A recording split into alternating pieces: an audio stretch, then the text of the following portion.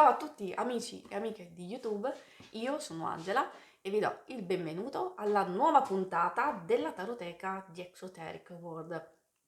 In questo episodio andremo a conoscere in modo più approfondito i tarocchi marsigliesi che abbiamo già incontrato brevemente nella puntata in cui ci chiedevamo quale mazzo scegliere per le nostre esigenze, di cui vi allego come sempre il link in descrizione. I tarocchi marsigliesi sono stati nell'Ottocento e rimangono tutt'oggi il riferimento principale e fondamentale per gli esoteristi e i cartomanti e rappresentano la più comune famiglia di tarocchi che esiste al mondo.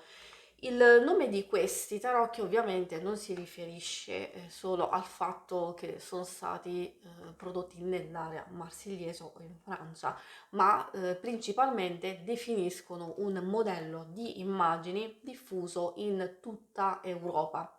Come vedremo, i tarocchi marsigliesi somigliano soprattutto negli arcani minori a comunissime carte da gioco, infatti erano usati quasi esclusivamente per giocare. Quando poi nel XIX secolo gli occultisti e gli esoteristi hanno scoperto questo modello, si sono resi conto che al di là di questa enorme semplicità grafica vi erano dei significati molto affascinanti e misteriosi. Tutta la famiglia dei tarocchi marsigliesi si può dividere in tre categorie. Ci sono le riproduzioni filologiche che consistono in ristampe fedeli dei mazzi con tutto il loro vecchiume, i loro difetti di stampa e soprattutto l'usura del tempo. Poi abbiamo le edizioni restaurate come quella che vedremo oggi, che riproducono un mazzo come sarebbe potuto apparire con le moderne tecniche di stampa. L'ultima categoria corrisponde alle nuove realizzazioni, cioè sono mazzi che ripropongono il modello marsigliese inserendo delle modifiche nelle colorazioni o elementi più moderni. Vedremo nelle prossime puntate anche questa tipologia. Per tutti i riferimenti storici in commercio trovate tantissimi libri, perché purtroppo affrontare questo discorso in questa sede sarebbe troppo lungo e complicato, soprattutto se volete approfondire l'argomento origine, dei tarocchi. Prima di cominciare la visione del mazzo, vi informo che prima della fine della puntata vi farò vedere in slideshow i 22 arcani maggiori a tutto schermo, in modo da darvi l'opportunità di visionarli attentamente uno per uno, magari facendo degli screenshot dei vostri arcani preferiti. Finita questa introduzione, cambiamo visuale per entrare nel vivo della puntata. Seguitemi. Ciao di nuovo a tutti, eccoci nel vivo della puntata. Questo mazzo che vi sto per mostrare di tarocchi marsigliesi ha una confezione abbastanza semplice che però fa il suo dovere di protezione, occupa anche poco spazio e di sicuro in commercio potete trovare anche scatole decisamente più belle, no? Più fighe, però sono più ingombranti. Ovviamente voi potete scegliere quello che desiderate e che fa il caso vostro. Questo mazzo qui fa parte della collezione Lo Scarabeo ed è una riproduzione di quelli stampati da Claude Bourdelle nel 1751. Di solito tutti i mazzi hanno una carta all'inizio o anche alla fine, in questo caso c'è scritto appunto lo scarabeo, in tanti altri casi ci sono scritti altri mazzi, diciamo, della collezione e che sono appunto stati creati, editati dallo scarabeo stesso. E adesso incominciamo subito a vedere i primi 22 maggiori, tutti insieme nella loro bellezza.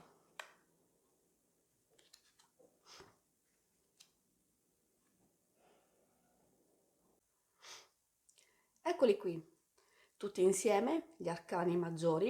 In questo momento potete anche fare un bel fermo immagine per poterli visionare tutti insieme e quindi avere e farvi, insomma, le vostre idee e anche vedere che sensazioni vi possono dare.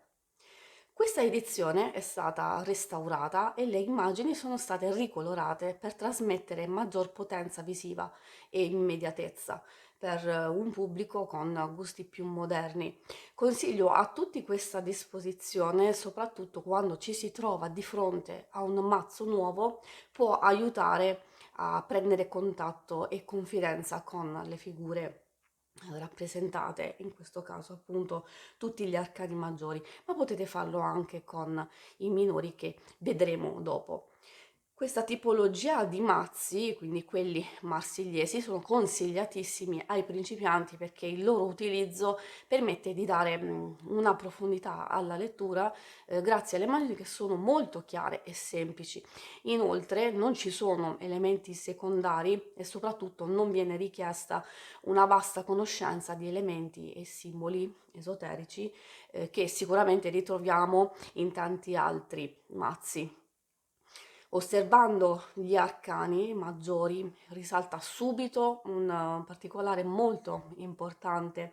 Vi faccio un piccolo esempio: il Papa è superiore all'imperatore, come infatti per i mistici medievali il potere spirituale era superiore a quello materiale, e questo caratterizza i tarocchi come allegorie dell'ordine naturale nella filosofia rinascimentale. Ogni arcano ha i suoi segreti e possono essere studiati uno per uno dallo 0 al 21, dove si può scoprire man mano tutti i significati, non solo quelli tradizionali, ma anche così si va a intuire tutti i collegamenti tra le varie carte. E questo infatti potete farlo analizzando il viaggio dell'eroe, cioè dal matto, il cosiddetto misero, che si eleva fino a raggiungere il livello massimo nella grazia divina e quindi arrivare a giungere al mondo.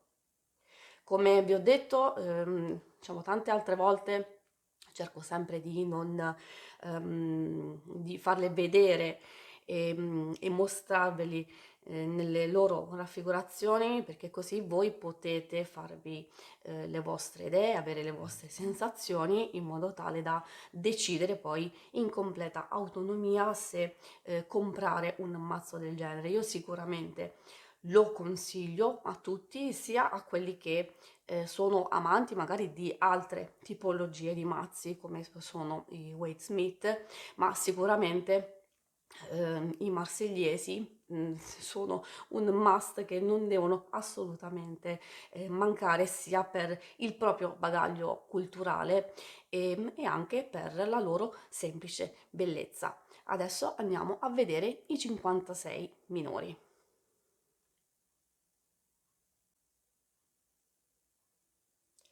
Andiamo a fare adesso una breve carrellata su tutti gli altri 56 arcani minori, che ricordo sono suddivisi in 14 carte per i rispettivi 4 semi. Qui abbiamo le coppe, poi andremo a vedere denari o pentacoli, i bastoni e le spade. Potete in questo momento fare un bel fermo immagine per poterli visionare attentamente. Osservando, diciamo, le coppe, come ovviamente anche gli altri semi, risalta il fatto che siano delle normali carte da gioco. Infatti sia dalla 1 alla 10 le carte riportano un numero equivalente al seme corrispondente. Solo nelle 4 carte di corte abbiamo il fante, detto anche paggio, il cavaliere, la regina e il re. Cioè, ovviamente non c'è tantissimo da dire su queste carte numerali, sicuramente hanno il loro fascino, però diciamo quando cercherete o magari di studiarle, di vederli in altri contesti, dovete affidarvi ai significati tradizionali, magari lasciarvi coinvolgere dai colori, insomma da alcune forme degli elementi che sono inseriti. Forse insomma qualche informazione in più si può trarre osservando le carte di corte e studiare e valutare i loro atteggiamenti e le loro posizioni. Un'altra cosa insomma, molto carina che si può vedere dalle carte stesse è diciamo, il fatto appunto che vengono le varie coppe, vari elementi, insomma ci sono questi elementi floreali che vanno ad arricchire ogni singola carta. E adesso passiamo a vedere i denari.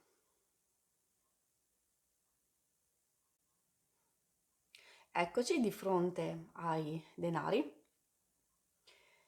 Mm, per diciamo, non ripetermi, ovviamente è solo una carrellata per mostrarvi visivamente che cosa loro vi possono donare, almeno da questo punto di vista.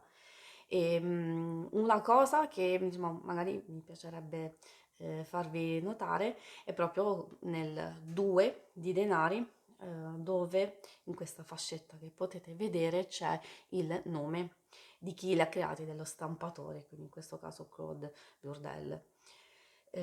Poi un'altra cosa che magari diciamo, mi piacerebbe dire è che, e vi assicuro che non è così tanto scontato come può sembrare, perché in tanti altri mazzi purtroppo non ci sono i numerini sotto. In questo caso vedete che ci sono i numeri romani inseriti anche in modo piccolino, però sono comunque leggibili, mentre in tanti altri mazzi del genere purtroppo non ci sono e allora spesso, almeno io ho riscontrato questa difficoltà nella lettura perché eh, mi capitava appunto di andare a contare quanti denari o quante coppe e forse la maggior difficoltà era proprio nelle spade con tutto questo intreccio che poi andremo a vedere. Invece qui mi sembra una cosa molto bella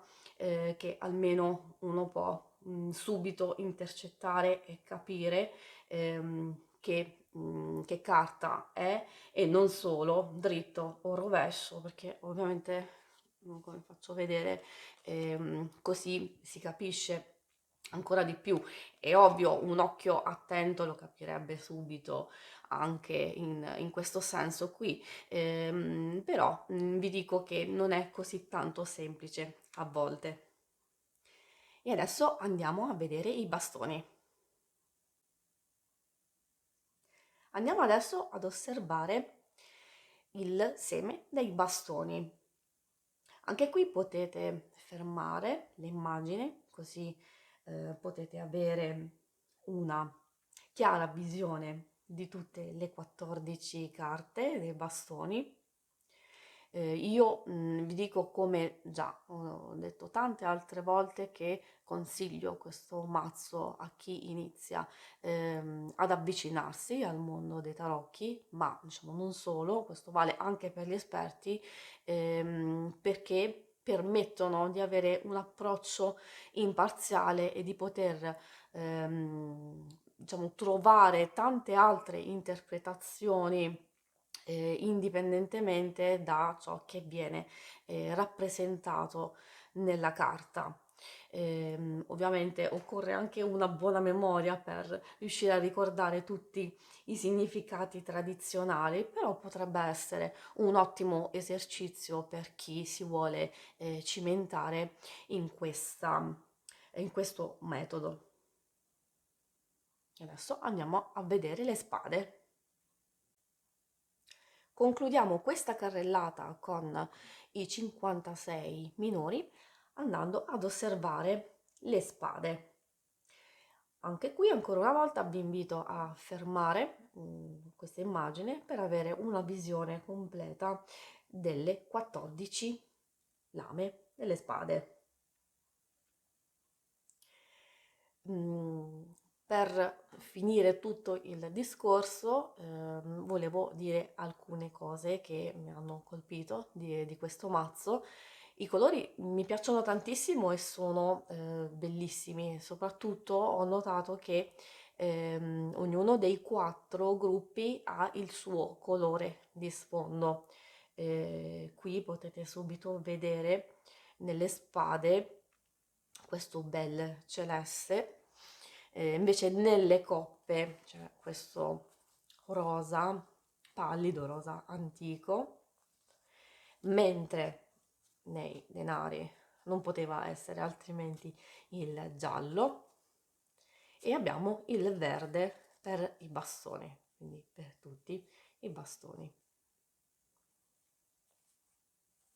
Un'ultima cosa che volevo dire è che, come abbiamo visto anche nelle figure degli arcani maggiori e anche in questi minori, ovviamente nelle carte di corte, è che l'aspetto estetico delle figure lascia un po' a desiderare, ma sicuramente per le difficoltà dell'epoca, questo è un risultato super eccezionale, visto che per le stampe venivano usate delle matrici in legno. Per questo non mi va assolutamente di stare a criticare la bellezza o bruttezza estetica dei personaggi rappresentati, ma insomma, diciamoci la verità, alcuni sono proprio bruttini. Infatti io insomma ho notato, per questo ho lasciato questa schermata qui per farvi vedere questo simpatico cavaliere di spade con questo bell'occhio pigro, però diciamo al di là questa è una disquisizione che non ha nulla a che vedere con appunto la loro importanza e la loro bellezza. E forse è proprio questo che nella loro semplicità sono proprio ricchi di fascino e di mistero. Con questo andiamo a concludere la puntata della Taroteca. Fatemi sapere che cosa ne pensate di questo mazzo e se vi è piaciuto. E adesso ci vediamo per la conclusione. Ovviamente vi ricordo che c'è lo slideshow di tutti gli arcani maggiori e poi i saluti finali. Ciao!